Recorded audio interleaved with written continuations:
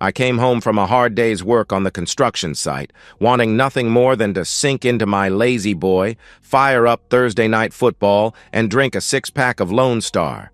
But that wasn't going to happen.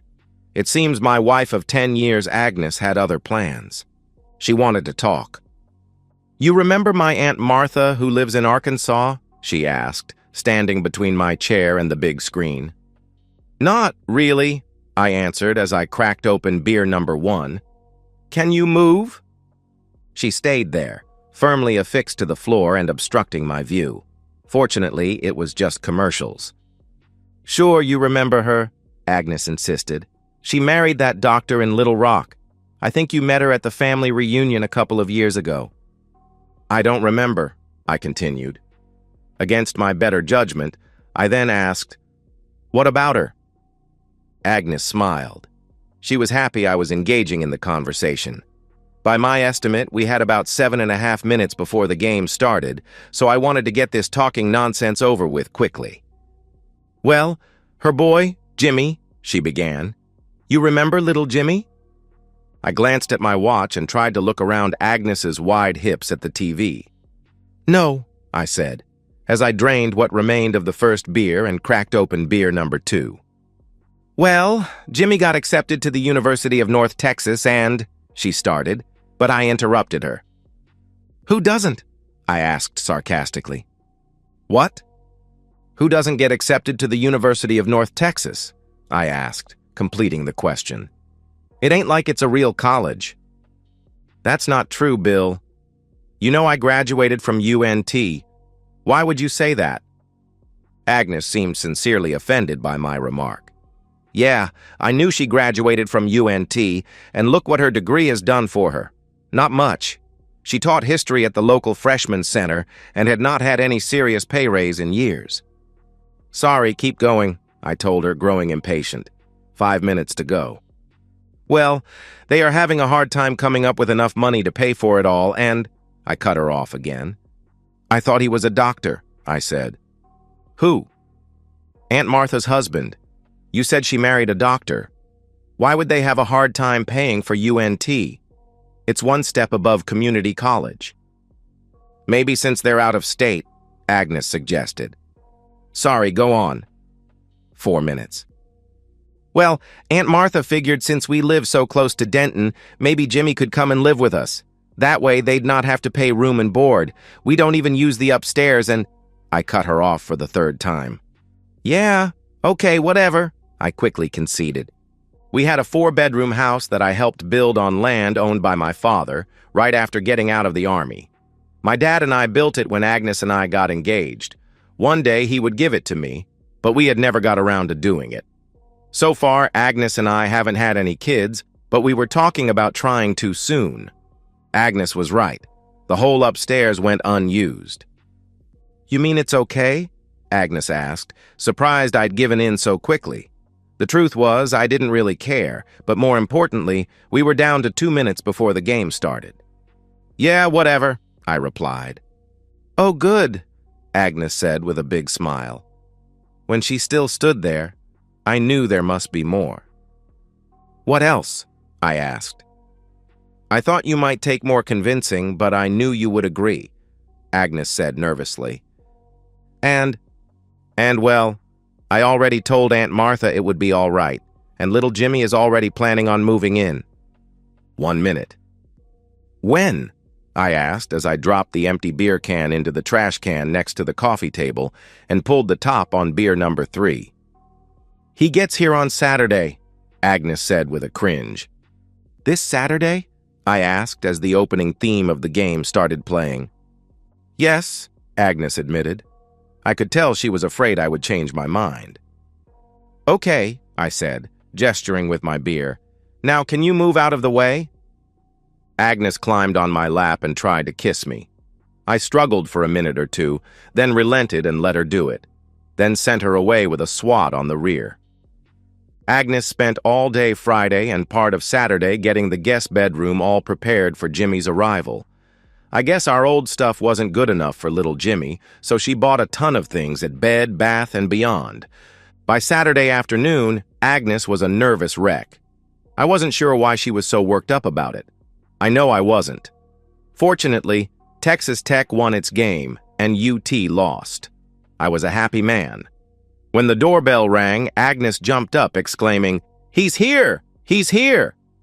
"Yay!" I said, unenthusiastically, staying in my recliner, cradling another Lone Star. Agnes ran out of the room.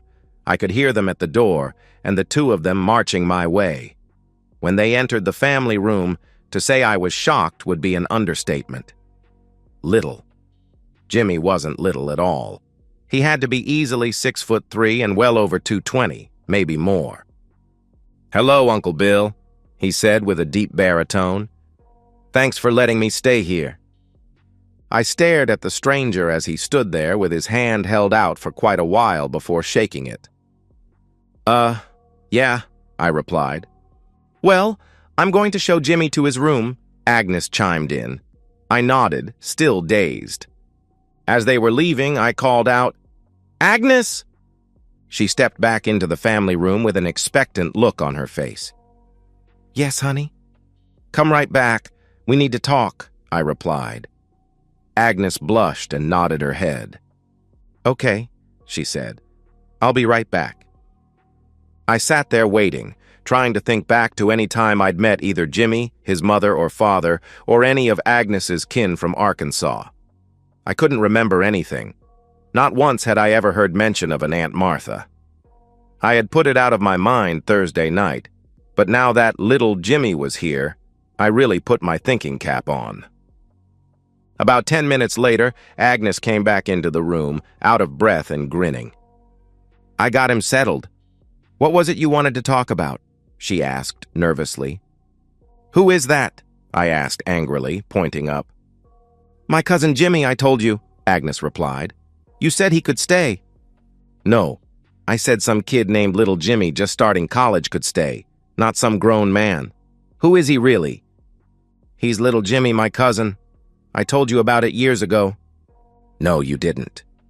"Well, Aunt Martha adopted Jimmy as a baby," she replied. "How about I make him feel uncomfortable because he looks like he is almost 30 and plays for the Dallas Cowboys? I thought he was supposed to be a kid." "He is," Agnes informed me. "He just turned 19 last month. Jimmy had to go to a junior college last year and got accepted to UNT starting in January." "January? Then why is he here now?"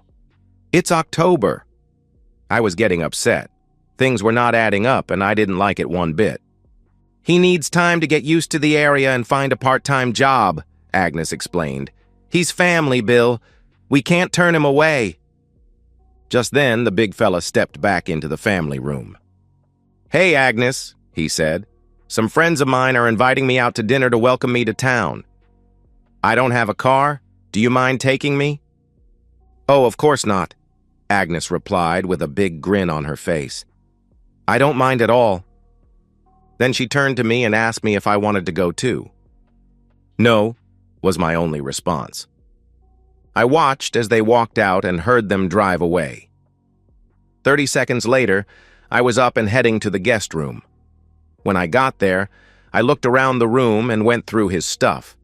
There were no books, school supplies, or anything to indicate that he was a student. I found a few receipts wadded up on the dresser. I unfolded them and was surprised to see they were for fast food and groceries at locations in Dallas, one from yesterday and the other from last week. That was weird for someone who supposedly just arrived. I looked through the small amount of clothes he had brought and found a half-empty box of protection, large size, of course. I finished up and was about to walk out of the room when a sudden bit of curiosity hit me, and I looked in the small trash can next to the dresser. Inside, I found an open wrapper and a used item. Jesus, I thought. Was he carrying this around in his pocket all day? Then I thought about another possibility. Agnes had been blushing and out of breath after showing Jimmy to his room. They'd been up there no more than 10 minutes, so I didn't think that was the explanation for what I found. I put it out of my head for the time being and went back to watching sports and drinking beer. I guess I fell asleep in my chair. I woke up, and it was dark outside. I had a headache, a stiff neck, and an empty pit in my stomach where my dinner should have been busy digesting. I shuffled to the kitchen and turned on a light, noticing the clock said it was 9:45. What in the world? Where was my wife, and why had she not fixed me dinner? I opened the fridge and pulled out a cold slice of pizza from a few nights back. I munched on it and popped open a Dr. Pepper. I sipped it and looked around the dark house. That's when I remembered about Jimmy. "Agnes?" I called out as I wandered the house. I looked in our bedroom and then went up to the guest room. Nothing had changed, and nobody was home. I found my cell phone on the charger and called Agnes. I could hear my wife's phone chiming away, which was odd since she should have it with her. I looked for it and found it in our bedroom on the charger on her nightstand. Well, that's just great, I thought. How am I supposed to reach her if she didn't take her phone? I ate a couple more slices of pizza and switched from Dr. Pepper to Lone Star. I waited another hour and was getting really irritated, so I did what I usually did in that condition. I got out my guns and started cleaning them. The ritual of disassembling and reassembling them calmed my nerves. It was something held over from my days in the Army. I had just finished putting my Glock 19X back together when the front door opened and in walked my wife and her alleged cousin, laughing and joking. When they saw me, they both stopped dead in their tracks, a look of terror on their faces. "Where have you been?" I demanded. Agnes glanced at Jimmy, who was frozen, with his hands raised in the universal don't shoot gesture that apparently everybody except cops understood. We took Jimmy to meet his friends for dinner," Agnes reminded me. "But they insisted I stay and eat with them. After that, we had a few drinks, and we were having such a good time. I guess I forgot how late it was." "You forgot my dinner," I said, letting her know I was upset. I slid the Glock back into its holster and set it aside. Jimmy visibly relaxed. "There was pizza in the fridge," Agnes explained. "Yeah, I ate it." "Oh, okay, so you didn't go hungry," Agnes replied. Jimmy seemed to have recovered a bit and tapped my wife on the shoulder. "Hey, I'm gonna head to bed." I noticed he didn't speak to me. I ignored him, and he left the room. "Well, I'm going to go take a shower and then get ready for bed," Agnes said. "You coming?" "I'll be there in a bit," I told her. "I have a few things I need to take care of first." When Agnes left, I locked my firearms back in the safe, except for the Glock, which I kept with me. Sunday, I spent the day glued to the NFL, so I don't really know what went on with Agnes and little Jimmy. They stayed out of my way, which was good. The Cowboys won too, so I was in a good mood come supper time. Agnes brought me food when I needed it and kept the Lone Star flowing until about halftime of the Sunday night game. I had to get up and get it myself and was just settling in for the second half when there was a knock at the door. Somebody ordered pizza. It was triple pepperoni and double cheese, which is my favorite, so I figured Agnes ordered it for me. She wasn't such a bad wife after all. I ate all but 2 slices and put a healthy dent in the case of beer I'd opened for the previews earlier in the day. I ended up falling asleep in the chair and woke up with a headache. I got up and went to the bedroom to shower and get dressed. I noticed the bed was neatly made, and Agnes wasn't in it. I didn't think too much of it, as she was often up well before me. When I was done getting ready, I headed down to the kitchen and found her making coffee and heating up a couple of frozen Max's donuts in the toaster oven. We'd go buy them in bulk, then bring them home to freeze. That way, they lasted us a long time, and I could avoid the lines. Agnes was smiling and gave me a big kiss as she handed me my first cup of coffee. I noticed her robe was untied, falling open, and she was undressed underneath.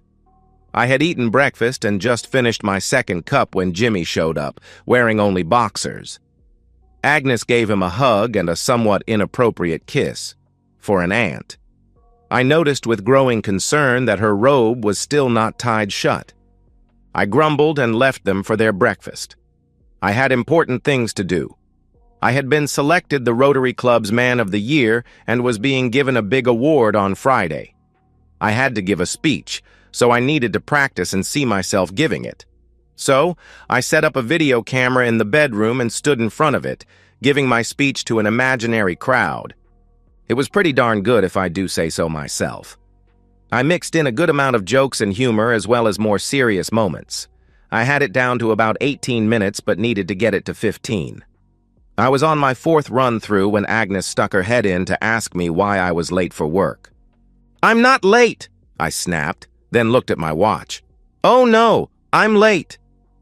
I ran out of the room, grabbed my work bag, and headed to the office, calling my boss to tell him I was stuck in traffic. I had a typical day, but I couldn't help thinking about how weird it was with Jimmy being tall and all. Not that there's something weird about being tall, but there was something strange about her cousin being that way. Agnes has a younger sister named Ursula who lives in Denver. She's married to a guy named Trevor. I never really liked him. He was from Boston and was a Patriots fan. That was enough to make me dislike him. But he was also a handsome, smug, condescending little fellow. At the moment, I couldn't think of anybody else to call, so I called him. "Well, well," he said when he answered. "If it isn't my brother-in-law. How's it going, Bill? You must really need something to call me." "Yeah, well, that's true," I admitted. Not wanting to waste time on chit-chat, I got to the point. "Do you know much about Agnes and Ursula's family?" "Not that much," he said. "I met their worthless brother Abe. That's about it." "What about their Arkansas kin?" I asked. "Arkansas?" he asked, sounding puzzled. "I never heard of any relatives in Arkansas." "Why?" "So you never heard about no Aunt Martha in Little Rock, married to a doctor who can't afford to pay for UNT and has a 6'4" adopted son named Little Jimmy?" No," he replied. "I can't say that I have. Want me to ask Ursula? She's right here." "Yeah, if you don't mind." He must have put the call on speaker, as I could hear their conversation perfectly. "Hey, Urs," he said. "It's your sister's husband, Bill. He wants to know if you have an Aunt Martha in Little Rock." "Hey, Bill," said Ursula. "I don't have an aunt named Martha anywhere and don't know anybody from Little Rock. Why? What's going on? Some kind of scam?" "Yeah," I said, feeling my anger welling up inside me to the point of popping out. "You got that right. A scam I'm fixing to put an end to." "To which I'm fixing to put an end," Trevor said. "Huh?" "Nothing," Trevor said with a laugh. "Was there something else you needed, Bill?" "No, that was it," I answered. "Bye." I hung up the phone and started pacing my office. "The lying woman!" I shouted. "How dare she bring that man into my home and try to fool me? I'm onto their scheme now." I sat down in my chair, pulled a bottle of hooch from the back of my cabinet, and poured some into my coffee mug. "Now I just gotta figure out what it is they're doing," I said out loud as I took a big sip. I left work early and got home at around 5 o'clock to a quiet house, with no sign of my phony cousin-in-law. Agnes was in the kitchen fixing supper and looked up, surprised when I walked in. "Oh," she declared, "it's you." I noticed she was wearing the robe again, still hanging open. I couldn't help but notice the absence of her usual appearance. "Sorry to disappoint," I said. "Where's Jimmy?" "He had to go meet his friends to pick up some weed killer," she stammered. "Weed killer?" I asked, scratching my head. "What the heck is he getting weed killer for?" I started wondering if maybe they were some kind of terrorist cell, and weed killer was used in explosive vests. "Have you seen our yard lately?" Agnes asked. "It's more weeds than grass. He's minoring in garden culture." "Garden culture?" I asked, wondering what kind of liberal programs these schools have nowadays. "Horticulture," she corrected me. "Get your mind out of the gutter." "What's that?" I asked. "Plant stuff," Agnes answered. "You know, how to grow stuff and whatnot." "If he kills the weeds, we'll only have dirt for a yard," I told her. "Tell him thanks, but no thanks." "Oh, okay," Agnes said with a smile. "I'll let him know." I started to walk out of the room, but I thought maybe I'd give her one chance to come clean. "Agnes?" I said. "Yes, Bill?" "You got anything you want to tell me?" I asked. "You know, like confess?" She stared at me for several seconds. She drew her robe closed but didn't tie it. "I burned dinner," she said. "I'm sorry." "That's it?" I asked. "Yeah, sorry," she said. I nodded and grabbed a Lone Star, then headed to the bedroom to change clothes. I noticed a scent in the house, kind of reminded me of a skunk that we once had spray our dog. Kind of sickly sweet, pungent. If that was Jimmy's cologne, the boy had strange tastes. I started to get into my sweatshirt and pants, which I wore every evening when it was cold, but decided I should investigate what my wife and her so-called relative were up to. I snooped around the room, but couldn't find anything unusual or out of place, so I went ahead and changed clothes. When I went back to the kitchen to eat, Jimmy was back. "Look," I said, "don't be putting any weed killer on my lawn. I like it the way it is." "Say what?" he asked. "Weed killer," I said, speaking slowly. "Agnes said you went to go get weed killer. So don't. I don't need my weeds killed." "Oh, Jimmy said, staring at my wife, who just shrugged. "Yeah, sure, whatever." Agnes handed me a bowl of warmed-up leftover chili from a few nights ago. I grabbed the Louisiana sauce and another Lone Star and went out to the family room to watch Monday Night Football and eat. The game was terrible. It was a blowout. By halftime, I was bored and remembered my speech. I decided to abandon the football game and review the clips of me rehearsing my speech from the morning. I got up and headed to the bedroom. As I passed the stairs, I could smell the skunk much stronger now. Maybe we had a dead one in the attic or something. I retrieved the video camera from my bedroom, and the battery was dead. I took it to my office and plugged it in. When it started up, I found that it had recorded most of the day. Apparently, I had left it on when I went to work in such a hurry. "Oh, maybe it recorded some kind of clues as to what they're up to," I thought. So, I skimmed through my rehearsals.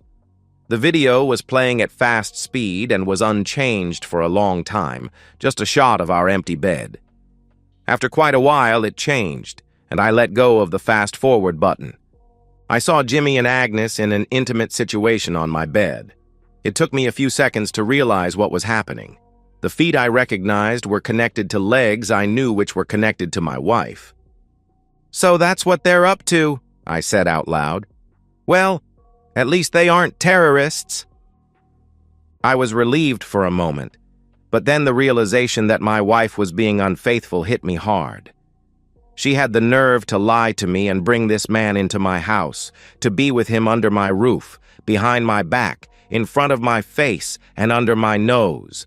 At first, I thought, forget it. If the fellow wants Agnes, let him have her. I'm done with her anyway. He can pay for everything and all the stupid stuff she always wanted money for.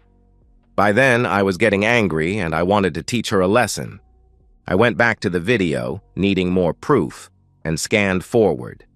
I let go of the button, and the video resumed at a point where they were done with their activities. Agnes lay on the bed, and Jimmy was next to her. "Do you think he has figured anything out yet?" Jimmy, if that was even his real name, asked. "No, he's too unintelligent to have a clue," my loving wife said. "I almost lost it when I walked in the door and he saw me.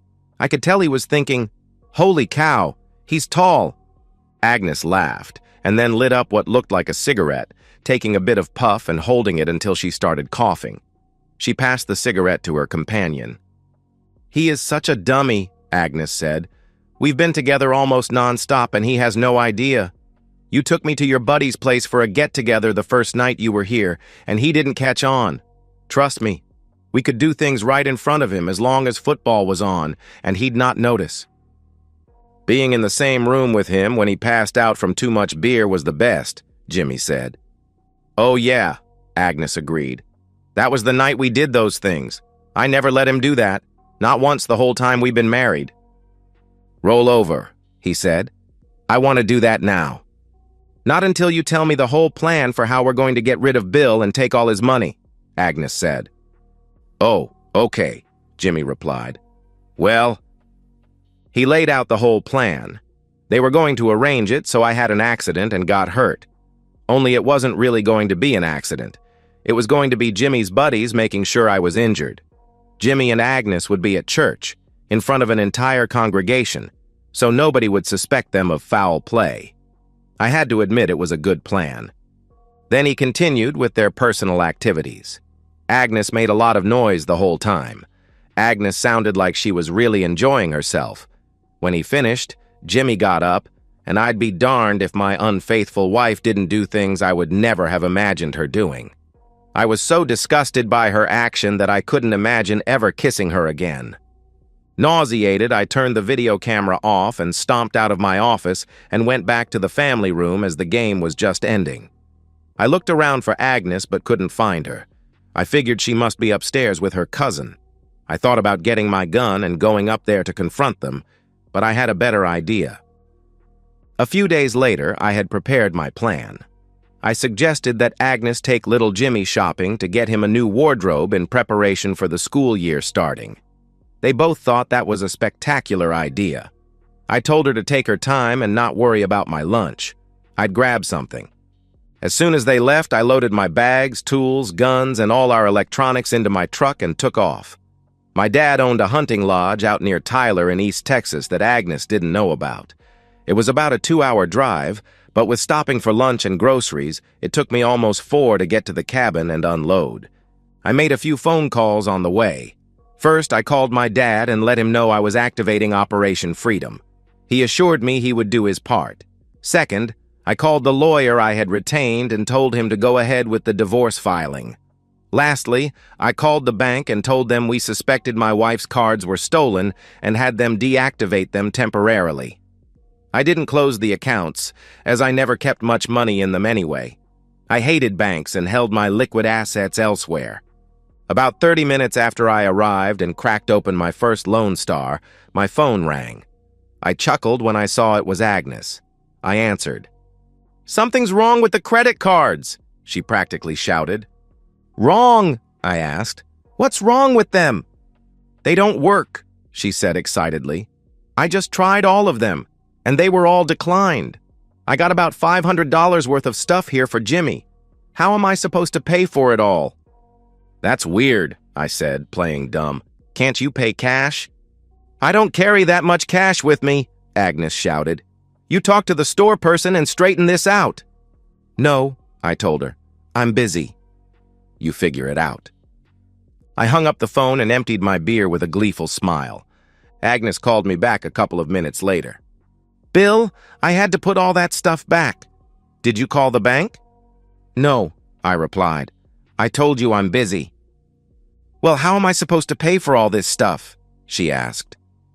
"I don't know, Agnes," I said, trying not to laugh.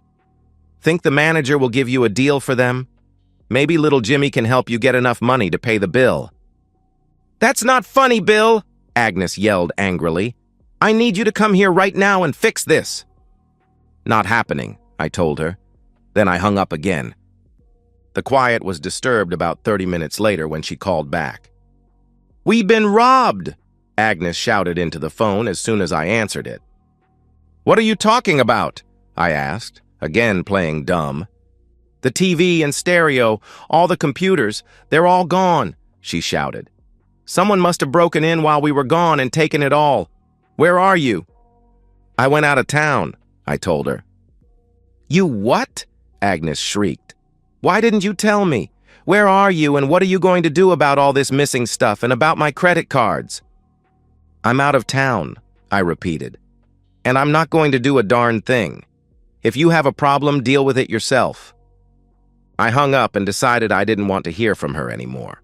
So I logged on to the ATT website and turned off her phone. Almost an hour passed, then my phone rang. It was Dad. This ought to be good, so I answered. "Hey, Dad, did you do it?" I asked. "Yeah, she about lost it," he said, laughing hysterically. "Great. Tell me everything," I said. "All right. Well, I drove up to the house and rang the bell, Dad explained. She was happy to see me at first. She tried to get me to call you as it seems her phone didn't work anymore. I told her no, then handed her the eviction papers.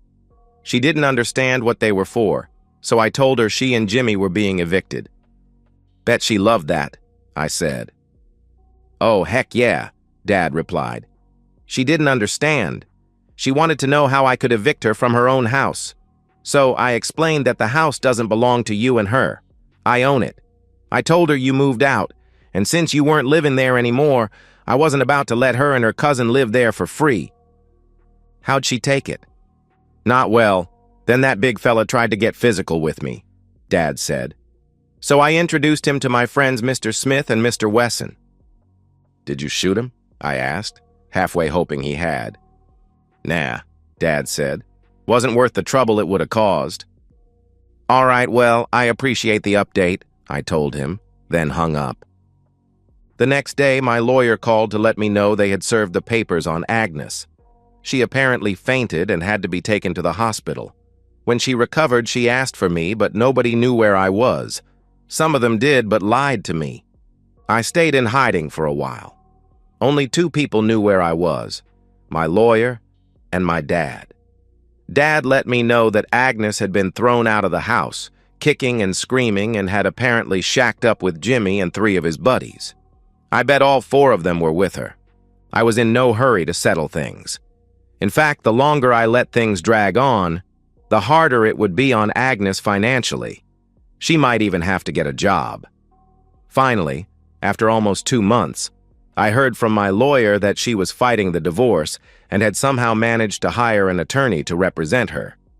I was required to appear in court, so I drove back to Dallas and checked into a hotel. I arrived in the courtroom and was shocked when Agnes came in. I hardly recognized her. She'd lost a ton of weight and looked haggard. She stared at me with hatred in her eyes. I was patient and let my lawyer do all my talking. Agnes tried to argue that the house was ours, so we gave the judge proof that the land and house belonged to my father. I had helped build the house, but at no point did he ever transfer ownership to me. We had been living there, thanks only to his generosity. Then, Agnes tried to claim that I had a lot of money. She was under the belief that I owned the construction company. Unfortunately for her, the company was also Dad's. I was just an employee, or used to be. He fired me several weeks back for abandoning my job. So right now, I was an unemployed bum. The only thing of value I owned that she could prove was my old beat-up pickup truck. We had not filed for the divorce for adultery. Texas is not precisely a no-fault state, but pretty close. I never mentioned Jimmy had anything to do with the divorce. In fact, I never really explained much about why I wanted the divorce. So, that became her next bone of contention. She wanted to know why I was divorcing her. The judge wanted to know too. Your Honor, I said, can I speak plainly? He nodded and said, without objection, go right ahead. Nobody spoke up, so I plunged ahead. Your Honor, I realize that my wife and I have irreconcilably different religious beliefs, and because of that, I can no longer be married to a woman of her irregular moral beliefs. Religious belief? Agnes shouted. What the heck are you talking about? I'm Baptist, same as you. Son, I thought you said you wanted to speak plainly, the judge said. Yes, sir, Your Honor, I agreed. I do. Then I suggest you do so. What are you getting at? Well, my wife cares a lot about her family, I explained, which I ain't got no problem with. When her Aunt Martha asked us to let their son, little Jimmy, board with us while he went to UNT, I was fine with it. Then what's the problem? He asked. Well, you see, Your Honor, I began. I realized how different our ideals were when I realized she doesn't think there's anything wrong with incest. There were a couple of gasps from the gallery. Everyone, including the judge, was looking at me like I was crazy. Incest? The judge asked, sounding surprised. Yes, sir, I said. That cousin Jimmy of hers wasn't in the house 10 minutes, and I'll be darned if she was already being intimate with him. The courtroom got a little chaotic at that point. My wife jumped up and started screaming at me. Her lawyer was yelling at her. Jimmy and his buddies raised a ruckus. The judge had a hard time getting things back under control. He had the bailiff drag cousin Jimmy out, along with his posse. He finally threatened to throw everyone out if there were any more outbursts. "Son, do you have any proof of this allegation?" he asked me. "I don't know, Your Honor," I said, scratching my chin. "I got this videotape that I accidentally shot of the two of them in bed. I couldn't stomach watching it myself, but you're welcome to it if you reckon it would help." Agnes and her lawyer both jumped up again, yelling some nonsense.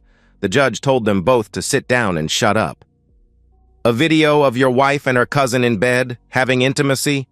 the judge asked. "Yes, Your Honor," I replied. "How did you accidentally record them?" he asked. I explained to him about being Man of the Year and all that. He asked me for the video, so my lawyer handed him the camcorder with the recording all queued up and ready to go. I sat back as the judge watched the tape. He called the bailiff over, and a few minutes later, the video appeared on all the TV screens in the courtroom. My wife's lawyer tried to object, but the judge told him to sit down and shut up. Suddenly, there it was. My wife was with her cousin for all to see on all the screens in the courtroom. "Would your client care to explain this?" the judge asked Agnes's lawyer. He glared at my wife, then feebly replied, "Your Honor, that's not her cousin. There's no incest involved." "Oh, so she's just shacking up with and having an affair with some guy behind her husband's back then?" the judge asked.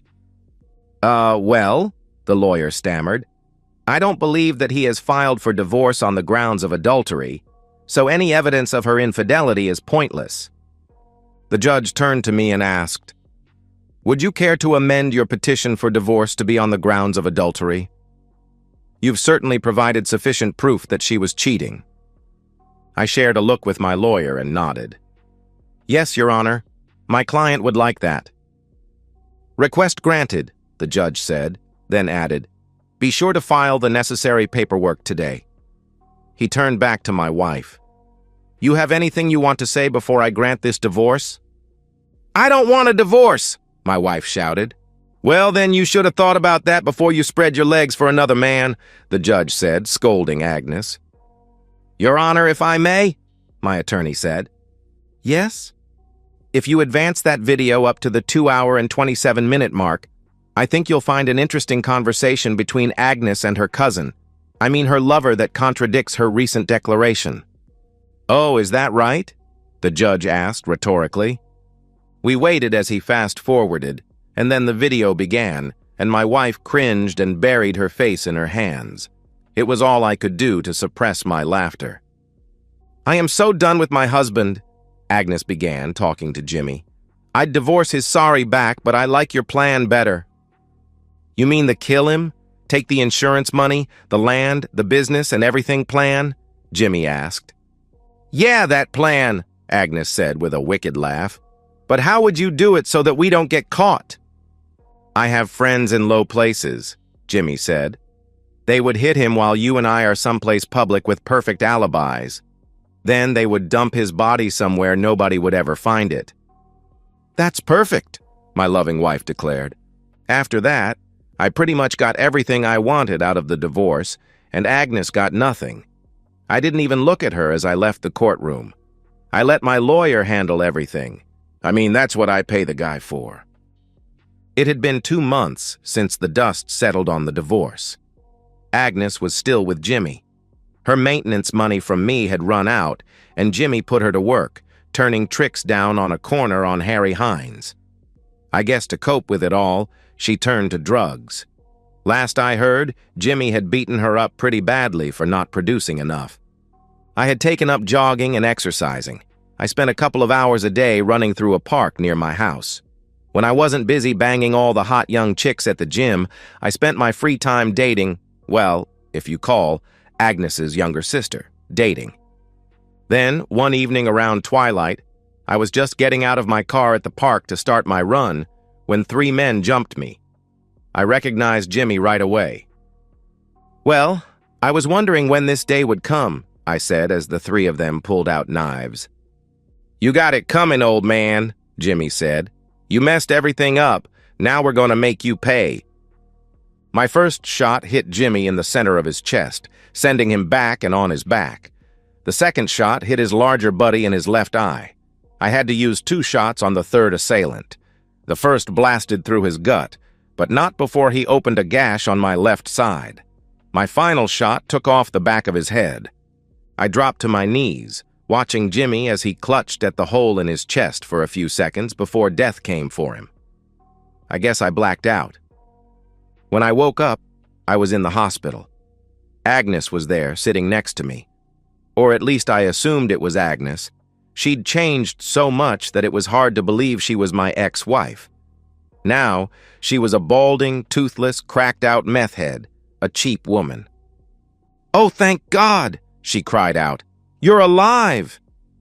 I looked around the room. "What happened?" I asked. "You killed Jimmy and his thug friends," Agnes explained. "One of them stabbed you. You lost a lot of blood, but you made it. I wanted them to give you my blood, but they wouldn't let me due to the herpes and all the other diseases I got." "Thank God," I mumbled. "Fortunately, my sister has the same blood type," Agnes said. "What are you doing here?" I asked.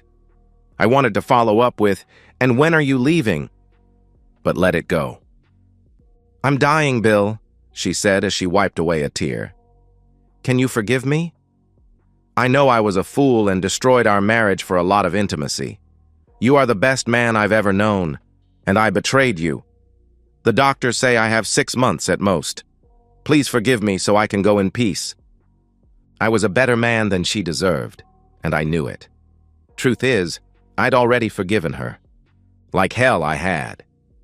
"Forget you, you filthy, disease-ridden tramp," I shouted. "Get out of here before you give me something they can't cure." Agnes stared at me in disbelief. Just then, her much hotter, younger, and better sister came in. "Agnes! Who let you in? I told them you were not allowed," my new friend started shouting. "Security! Get this woman out of my man's room!" Agnes got up and scurried toward the exit. "Agnes, wait!" I called out. She stopped and turned back expectantly. "Say hello to Cousin Jimmy when you see him in hell," I snarled at the cheating witch. "I guess some people are more forgiving than me." And that's the end of today's story. If you enjoyed it, please give this video a thumbs up and drop a comment below. Your support helps the algorithm push my content further. If you're new to the channel, don't forget to hit that subscribe button. It really helps me keep creating more stories for you. Thanks for watching, and I'll see you in the next one.